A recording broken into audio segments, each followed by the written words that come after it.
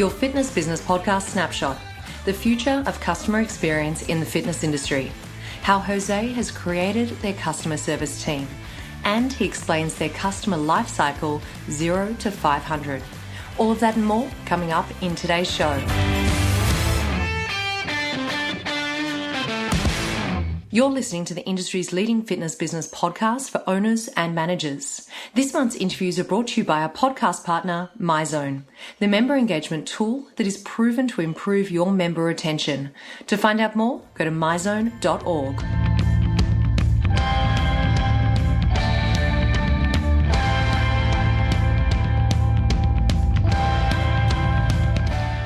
Welcome along, everyone. My special guest this week is the head of customer experience at SC Fitness in Portugal, Jose Teixeira.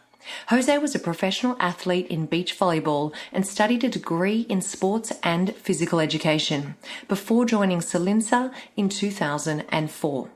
He worked as a sales consultant, club manager, area manager, operations director, and now head of customer experience for the group, overseeing the fitness project, innovation, and data. Jose is an amazing expert in the area of customer experience, and he is incredibly passionate about sharing his knowledge to help others.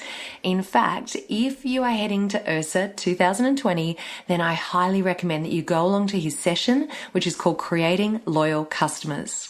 Now, a quick heads up about the audio quality in today's episode. You're going to hear that it's not as clear as it usually is. I promise you will not miss any information, but I just wanted to let you all know up front that it sounds a little bit different to what you're used to on our show. But please promise me that you will hang on and listen because Jose shares incredible experience and advice. We're about to transition into this week's show, but first here's a message from our friends at MyZone. MyZone is a member engagement tool built by the industry and for the industry to help boost retention. Learn more at myzone.org.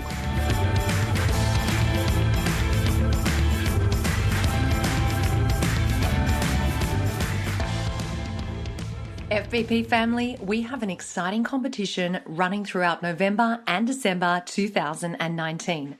You could win a pair of Bose sunglasses with micro speakers integrated into the arms of the frames, meaning that you can listen to the Fitness Business Podcast without having to use headphones or earphones. They are super cool and you are going to look awesome. No matter where in the world you are, just subscribe to our incredible show notes and tell us in 50 words or less why you love the Fitness Business Podcast. Just go to fitnessbusinesspodcast.com/win for all the details.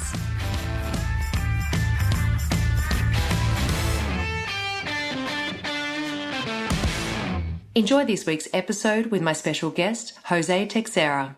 Jose, thank you so much for joining us on the show today. Thank you, Chantal. I'm just honored to be here. Now, as I was just telling everyone, we are going to be focusing on customer experience today, but I want to start off by just saying a huge thank you because all of the FBP family out there probably don't know that you've actually been a listener of the show since we first launched in 2015. So thank you so much for being a long-time listener and thank you for sharing the show with all of your network and with all of the people in Portugal. We're so grateful for all of your support, Jose. Well, thank you. Just Fitness Business Podcast is just a huge resource. I've learned so much in the last years on the podcast. I use it a lot. I do feel that our market needed a podcast like you did. So it's really I want to thank you and JT for having this amazing podcast. Oh, thank you. And I'm really excited that we are now turning you from listener into special guest. And we're going to be talking about the topic that you know inside out, which is customer experience. So let's start off by having a look at the future. I mean, how do you see the future of customer experience sitting within the fitness industry?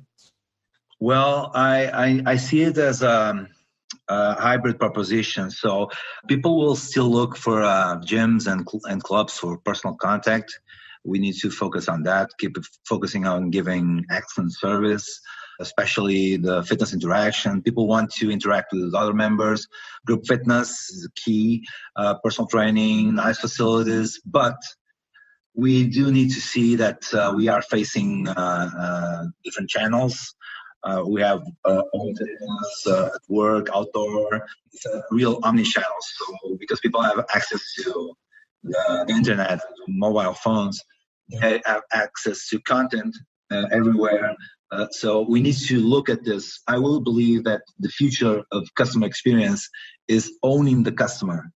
So, and the key word here is content. Giving content. We have a lot of content. We have a lot of technical information we can give to our members, and try to leave a little bit. That I will believe that's the future about being able to do our service within our four walls, and also giving our content outside the four walls and owning the customer. I also see a new wave of healthy and non-healthy exercise prescription and programming. So as we see change in demographic, I do see we focusing on older people. Fitness is a lot about entertainment, and it's good to have good experiences, but we also have to look a little bit on health issues and giving right programming and right training to our instructors for them to be able to give service to people not healthy. So I do this kind of two ways of seeing the future of customer engagement experience. One, the omnichannel, and the other one, shift from the actual millennial proposition to an older, non-healthy proposition. That is so fascinating that you say that, because only a couple of weeks ago we had Tony DeLead on the show, and he was talking about that exact same topic, talking about the importance of starting to work with our non-active consumers, the people that aren't necessarily exercising currently, don't necessarily understand what it's all about or the importance of moving and being active, and the older demographic as well, which is what you're talking about. So, Jose, I'm interested to understand, because you head up this customer experience team, and I know not all of the FBP family out there will necessarily have a department for that specifically. So can you talk us through how you've actually composed that customer experience team within the business? Well, we started some years ago just putting some team of fitness and nutrition and member service. We developed our customer experience team to a higher level. Obviously, we have a huge organization right now because we have 35 clubs and growing, 3 brands. So I have total 16 people working on the customer experience team. And I will talk a little bit about one part of the customer experience team is the business intelligence part. We have 2 business analysts and psychologists working for us just to see data patterns and behavior and routine and habit creation. It's one of the things we found. And if you have one club, I will suggest that you go and try to see some kind of mathematician or someone out of college that can work with you and try to see some information about your member demographics, about the patterns of usage, about patterns of leaving. People stay more time in the facility. So it's just easy for them to look into a huge amount of data that we generate, that fitness club generate, and try to find out your own patterns and work reverse engineering them and try to get members to stay longer. So I do have a huge team. I have member service team. I have academy members that do training.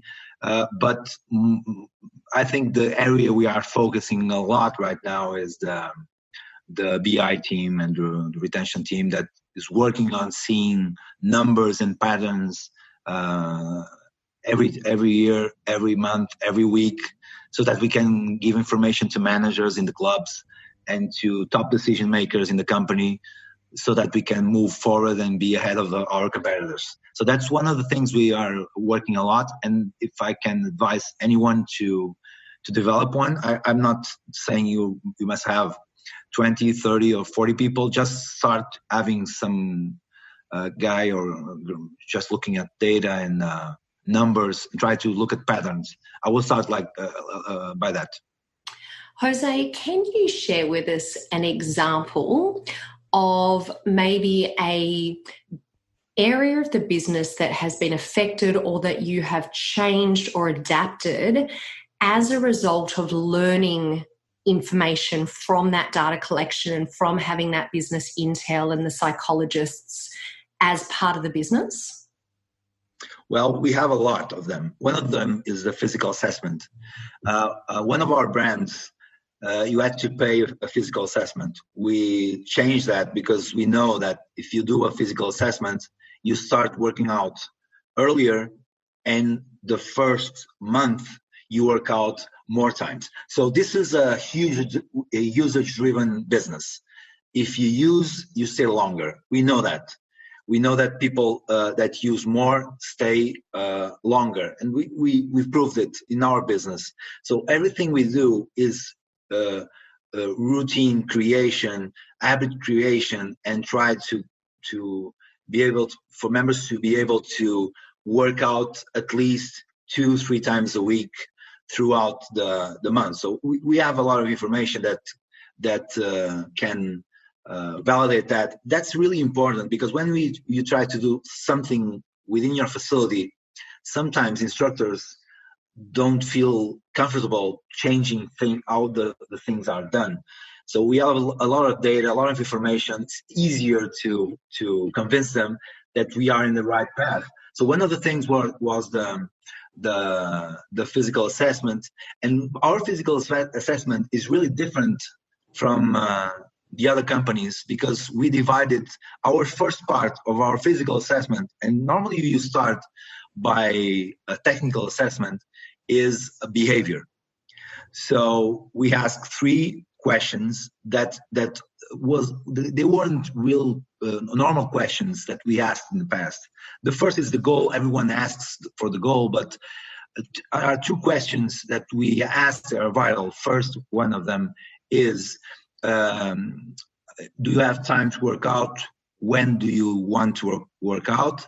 So that we can put inside your weekly agenda and try to find out room in your life to exercise. So we are trying to make habit creation. And the second question is, what do you love the most when you come to a gym? So try to give programming and activities that member like.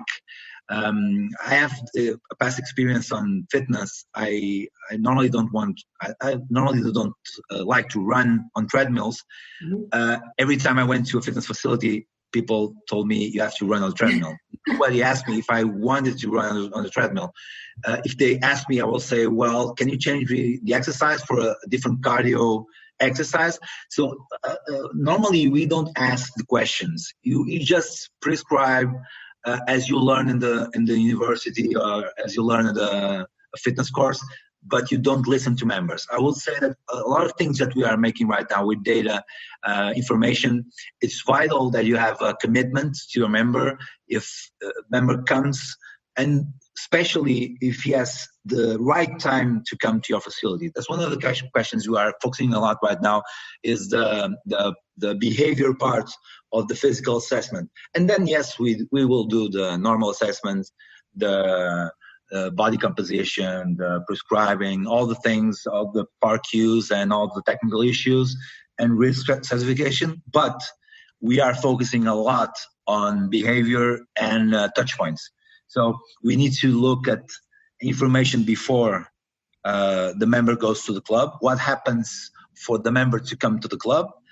Inside the club, the touch points to give a member the comfort of having a good atmosphere and environment, and to have a good workout. And then after the workout, because you have pain after the workout, so we are launching some Smart Start programs to lower a little bit the impact of workout in members, and try to deliver more intensity after the first 30 days. 80% of our members, of our new members, are not active exercisers in the last 6 months. So they come almost as non-users of the fitness industry in the beginning. So if you start giving them full classes or 3-4 workouts a week, they will leave. They will start with, we normally have our what we call the fitness cliff. People start going a lot, but then you have pain, you have discomfort, and then you lose usage along the month. So we try to avoid that, trying to go with a more relaxed and pause way to increasing your customer journey. Try slower, start slower, and then increase step by step your intensity and frequency. So at the end of the day, it's really important for us to give our instructors information about this. We have obviously a huge amount of information that fitness companies have huge amount of data, and obviously you have to use it the right way, ethically. But you need that information to give better service. You have gender, you have profession, you have home information, address, you have health information, you have weight, you have body fat percentage, you have a lot of information that you can use to track patterns.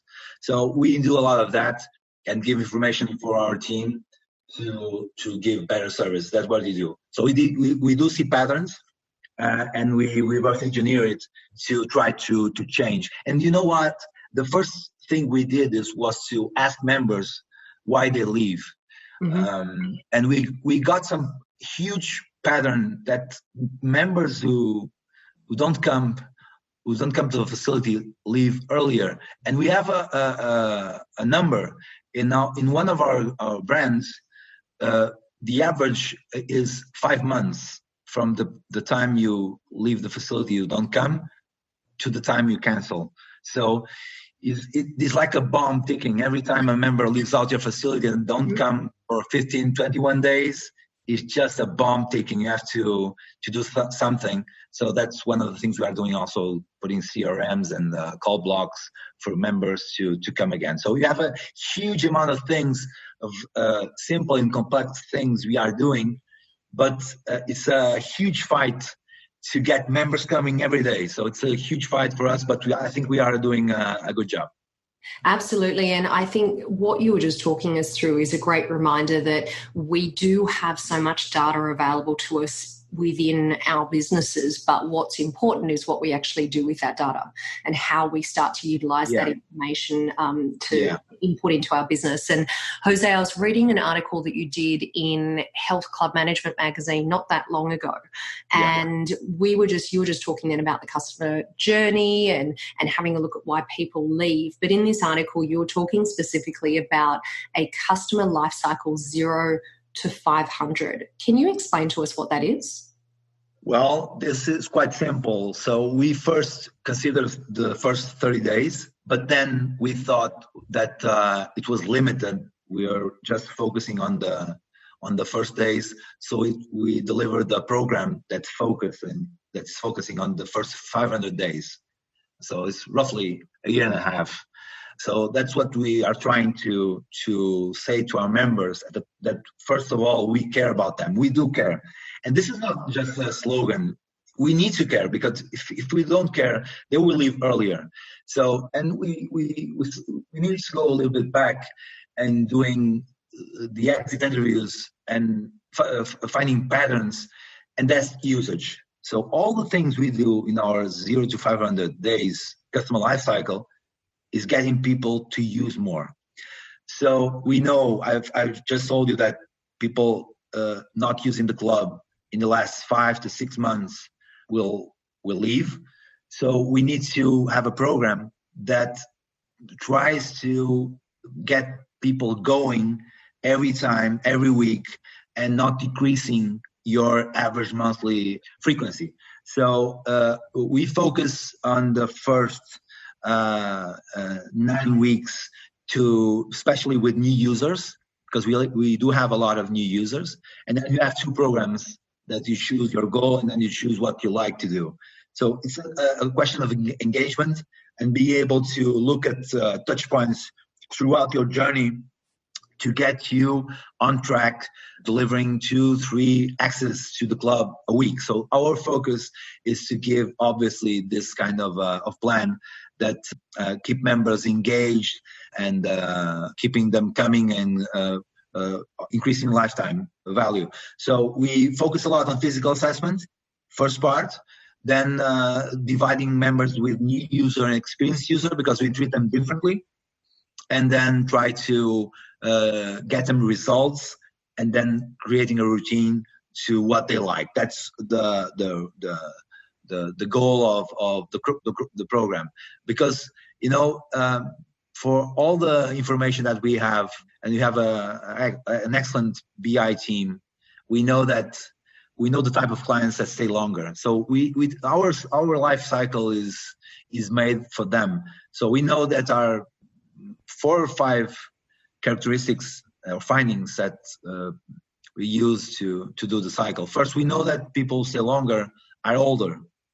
So we try to focus a lot also in younger members, because they tend to spend less time in the facilities, especially millennials. I do believe that one of the reasons is that they change lives and they change conditions more frequently, but we need to do that. The other thing is the contract. The 500 days are not innocent. We do use 12 months contract. So if you ever seen a Paul Bedford graphic, you know that you have a problem with the 11 and 12 month and the 18 months, because we do 12 and then 6 of renewal. So we do have to put a program that reaches members before the decision of not staying. So having a contract putting this in connection with the life cycle. We know that, members who stay longer use frequently, so you use that life cycle to contact with the CRM and also with our team to contact members frequently, especially members who don't come to the club in the last 15 to 21 days. We do rank people by risk certification, by usage. People who don't come in 30 days, by risk. People who don't come in the last 60 days are sleepers. So we need to try to avoid getting them to sleepers, and then obviously, as I told you, being a ticking bomb to the 5 or 6 months, and then they leave. We also have to focus on obviously people doing physical assessments. We now have in our Solinca brand 80 to 85% of members doing finalizing their physical assessments. Our low-cost brand is increasing numbers because they had 15, 20% of people doing physical assessments. And then also the group fitness classes. Group fitness for us is key. We have an excellent relationship with Les Mills, but also we do have a huge amount of classes. That's the key driver for the maximum lifetime membership that we have is group fitness. People who do group fitness and people who do specially group fitness. They come to the club and they do more group fitness than other things. That's the maximum lifetime membership, average lifetime membership that we have. So we cross that thing with our plan, so that we can touch every pain we have in the way and try to get people to come to the club and to stay longer. That's our job. Jose, you just mentioned in their group fitness. Is there any, or are there any tech solutions or connected tech that you use to also encourage participation or enhance that customer experience? We do have. We have obviously all of our check-in is done by a machine. So people in our low-cost brand do online booking, and with our main brand, our Solinca brand, they book classes. So we know every time people book a class, we know the numbers. We have our scorecard automatically. So that's the key thing for a fitness business. No paper booking, no hand booking. You have to have a system that can show numbers. And then, because if you want to run a pattern, you need to have information. If you don't book in a system, you don't get the information. One of the things we do to increase usage was delivered by our fitness manager that is in our customer experience department. She developed a Les Mills passport. So if members do X amount of classes, they will win a prize or an entry to a special event to drive usage. And we found out that when they do this challenge, people come a lot more, new members come to do the group fitness classes. So that's one of the things we did with a partnership we had with Les Mills, and it worked perfectly because people, once you have progress, once you earn something, challenges and gamification is really a thing we should focus on a lot in the future, and we are doing that with group fitness, and we are having huge results. We have some clubs with good scorecards and a huge amount of usage of group fitness. We have some clubs 50% of people working in group fitness, so working out in group fitness. That's really nice. So she's delivering some new things also in the future. So our team is always looking at things that can increase usage and member life cycle. And obviously, one of the things we are rolling out, this is a proprietary software. All of our fitness instructors have tablets, and they contact people not because they want to contact someone, but because the software tells that that member has a churn pattern or a risk of leaving. So we are developing some new things with technology to give, not to replace, but to give more information to fitness instructors so that they can deliver better technical interaction and better fitness experience. So we are doing a lot of things really new on the market and having some nice results. That sounds phenomenal. And I think as you've spoken to us today, Jose, I can see that I would imagine that a lot of the FBP family are seeing the benefits in having a customer experience team and a customer experience strategy for their business. So I feel like a great way for us to wrap all of this up into our Fitbispiration is for you to leave us today with your 3 tips for how we can go about developing a customer experience strategy in our fitness business. We're about to hear those Fitbispiration tips from Jose, but first here's a quick message from our friends at MXM. Member experience is more than just NPS. With MXM's Member Experience Toolkit, you build a unified view of the member experience, from purchase to onboarding to everyday usage and cancellation. Wire your entire organisation with actionable feedback using MXM's Member Experience Toolkit. To find out more, go to mxmetrics.com. Now let's go back to our interview with Jose, where he's going to share 3 tips on how to develop a customer experience strategy. Well, the 3 of them, the first is culture. So you need your gym or your health club or chain should focus on balancing new members and actual members. So you don't retain members that you don't have, and you only need to sell if you don't retain members. So we need to balance both of them. So if top management should endorse service quality and retention as a key performance indicator. So if you have that culture that retention and service is important, it's really a differentiator when we talk about customer experience. Because if you don't have that culture in your organization, nothing works. Okay, so that's the key issue is culture. Second one is team. No one delivers a customer experience strategy from a central office. So people work in clubs. So you have to hire the right ones, you have to train them, and then people have to deliver the right service. We do a lot of questionnaires to members.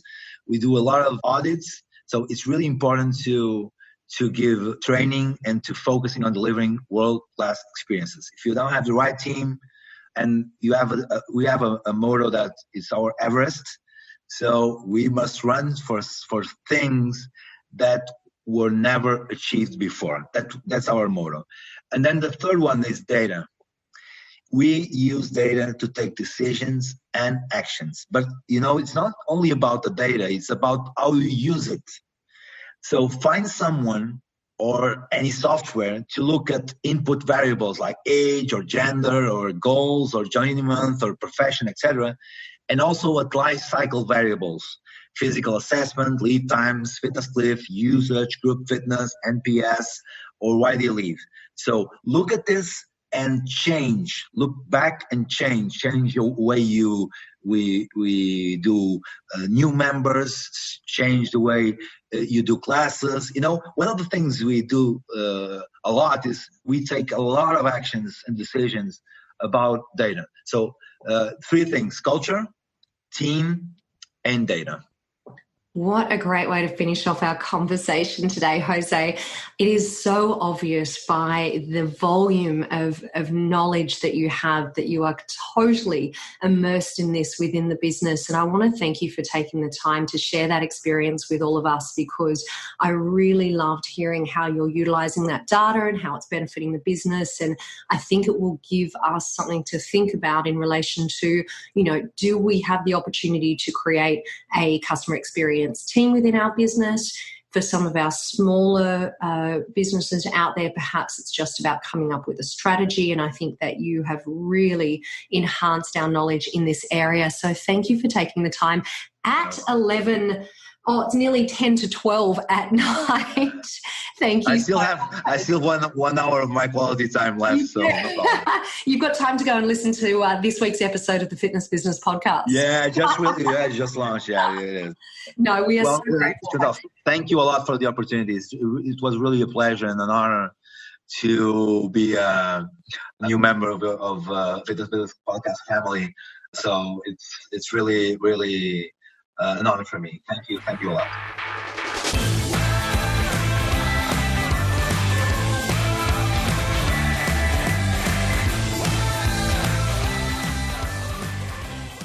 Here's a message from our podcast partner, Tribe Team Trading. Are you interested in increasing your center's income and your trainer's income from small group training? Tribe Team Training is the new way to get more members engaged in small group training and paying extra. Click the Tribe Team Training link in the show notes or go to tribeteamtraining.com.au/podcast for your free formula to see how much income you can make from small group training. Pre-Core Quickfire 5. Hi FBP family, there is no Pre-Core Quickfire 5 this week, and that's because next week is our last show for 2019, and I have a surprise guest coming your way. So if you haven't already, now is the perfect time to subscribe to the show so that you get an automatic notification when the episode comes out next week. Better still, if you subscribe in the next 7 days, then you could win our Bose Frames giveaway. For all of the details, go to fitnessbusinesspodcast.com/win.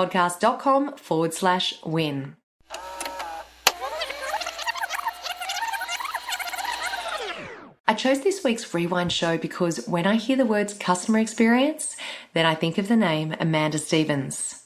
The show I'm talking about is episode 171, Ignite the Customer Experience in Your Fitness Business. And during the interview, we talked about the difference between a customer and an advocate, how we can help our team understand the importance of customer service, how a customer advisory board can help you get great insights on your business, and the role of technology for customer experience. If you missed that episode, then go to today's show notes at fitnessbusinesspodcast.com and in the search field type 171.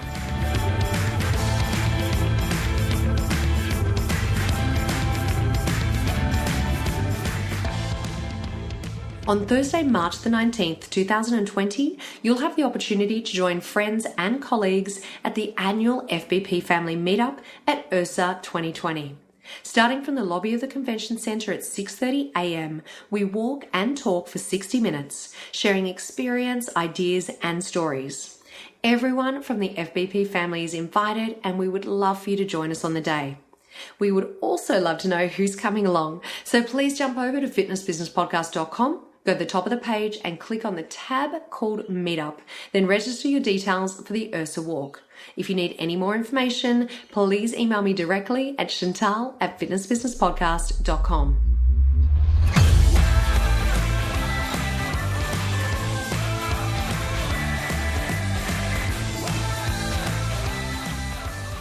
Thank you all so much for joining me for this week's show, and a reminder that all the resources and links for today's episode can all be found at fitnessbusinesspodcast.com.